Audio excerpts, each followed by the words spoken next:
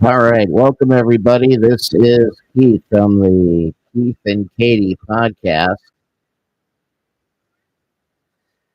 and welcome to the first episode of the Daily Outrage. And what I hope will be a regular or semi-regular feature on our YouTube channel, a daily little segment I'm calling. Well, I just called it the Daily Outrage, but let's call it the Outrage of the Day. Before I get into this, here's a reminder that Katie and myself will be dropping a new episode of From the Bomb Shelter with Katie and Keith this Sunday. Our guest will be Michael from Above the Cut podcast, and we'll discuss how the modern fascist movement uses the old racist divide and conquer tactics that go all the way back to Jim Crow. We'll also talk about speaking truth to power and rules for the apocalypse, how to keep your head when all about you are losing theirs. We're also working on our Apocalypse Book Club, and we're also working on an occasional movie corner for those of you who are fans of the cinema. Now back to my little soapbox. I'll confess I'm shamelessly ripping off Keith Olbermann with this idea. But I mean, if you're going to steal a format, steal from the best. The plan is to have an outrage with two runner-ups. Tonight, there will only be one runner-up. The problem I have tonight is the problem that everyone with a political podcast has right now. With the first week of the Trump administration, we have what they call in the Army a target-rich environment. That means, frankly, that when your governing philosophy is to throw as much shit at the wall as you can, it becomes very hard to, one, narrow your topics down to the point where you're not talking for hours, and two, channel the most outrageous actions of this man, baby, which presents the obvious challenge. There is simply too much going on. The Weekend podcast is for deeper analysis and practical advice on surviving the next 4 years, and I do hope you'll check in with us on Sunday. This feature is designed for those times when, after I've spent a day listening to the news in my ear while I work, I have to talk to somebody before I explode. And since the only human audience I have is my wife, and since she gets enough of my tirades, well, now it's your turn. So let's get started with today's outrage runner-up. The usual crowd showed up for the annual March for Fetal Life today, the largest anti-abortion gathering in the United States. Donald Trump and Vice President J.D. Vance bloviated in front of the frenzied crowd, indicating that the Justice Department would henceforth no longer enforce the Federal Freedom of Access to Clinic Entrances Act, or FACE Act, against anti-abortion protests. That law passed in the 1990s amid a spate of high-profile anti-abortion violence, penalizes individuals who threaten, obstruct, or injure someone who is trying to access a reproductive health clinic or who vandalize a clinic. You might remember Dr. George Tiller, the doctor who was shot dead by some Army of God member back in 2009, a man named Scott Roeder, who was sentenced to life with no parole for 50 years.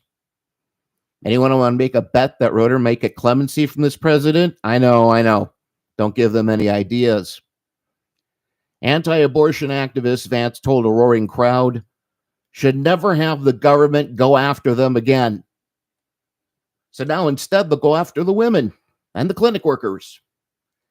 This will embolden every religious nutbar, unhinged sky fairy believing baby saver, and common woman-hating thug free reign to assault and, yes, probably eventually kill someone at a clinic.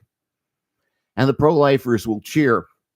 The same kind of people attacking an Episcopal bishop for daring to preach the true gospel of the true gospel to the creature we elected president will consider any clinic murders blood atonement for the sins of the nation, or such as some other such bullshit.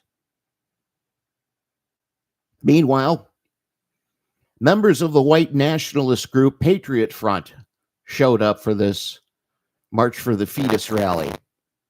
A white supremacist and neo-fascist hate group, Patriot Front, you might remember those guys. They're emerged as a rebirth or rebrand of a neo-Nazi organization, Vanguard America, in the aftermath of the 2017 Unite the Right rally in Charlottetown, Virginia. That's the one where a young woman died.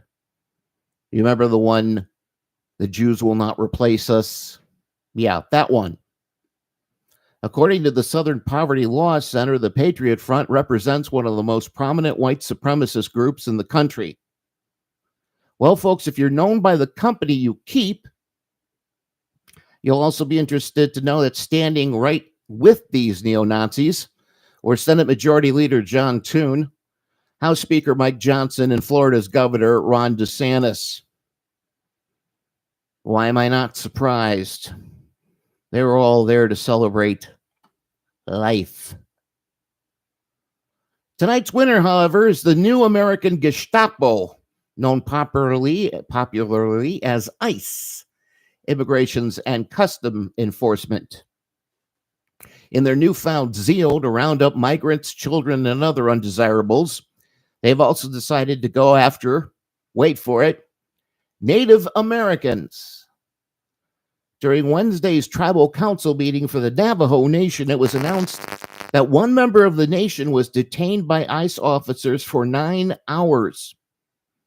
There are also multiple accounts of ICE officers attempting to pick up Navajo Nation members because they do not recognize the tribal ID, or CIB, which stands for Certificate of Indian Blood.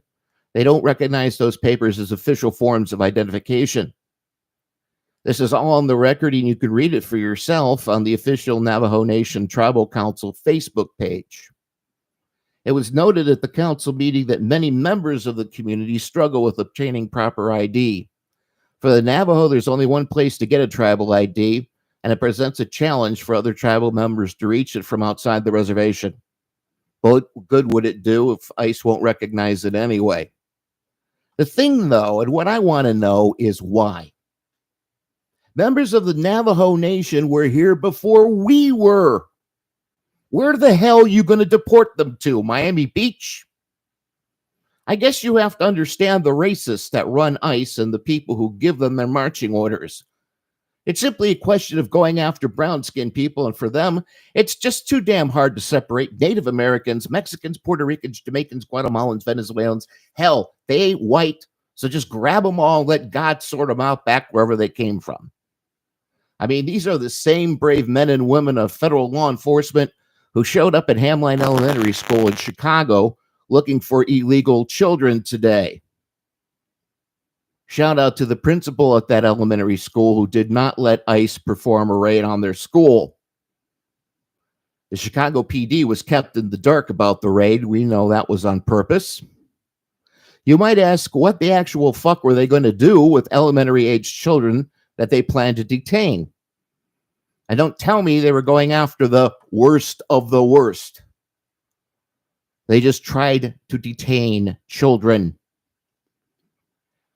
I'll leave you with this quote tonight. Quote, "Terrible things are happening outside. Poor, helpless people are being dragged out of their homes. Families are torn apart. Men, women, and children are separated. Children come home from school to find that their parents have disappeared." Where is this quote from, you might ask? It's from the Diary of Anne Frank, January 13th, 1943. Thanks for listening, and good night.